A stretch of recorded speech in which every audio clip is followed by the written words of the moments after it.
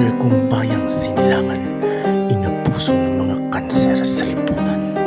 Aking sulat na ito ay hindi hangaring magsimula ng gulo, bagamat hindi tayo magiging payapa kung hindi tayo lalaya sa mga abusadong pinuno. Kailangan natin ang espiritu ng kagitingan na nangunguna noon sa himagsikan, ngunit hindi naman ito gusto ng ating bayaning doktor na nakakulong dati sa dapitan. Ang taong nabubuhay sa tabak ay namamatay sa tabak, bagkus ang taong may pusong payapa ay siyang tunay na anak ng Diyos na may likha. Nalilito ka ba kung saan at anong panig ka dapat naniniwala? Mga katipunero at ang bayaning Rizal ay hindi napag-isa.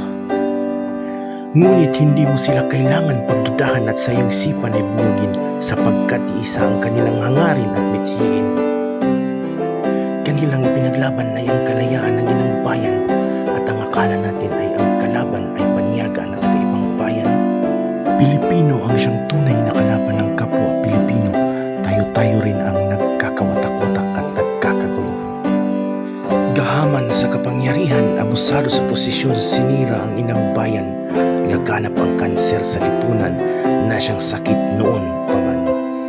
Kailan kaya magaganap ang pangarap ng mga bayani para sa ating bansa?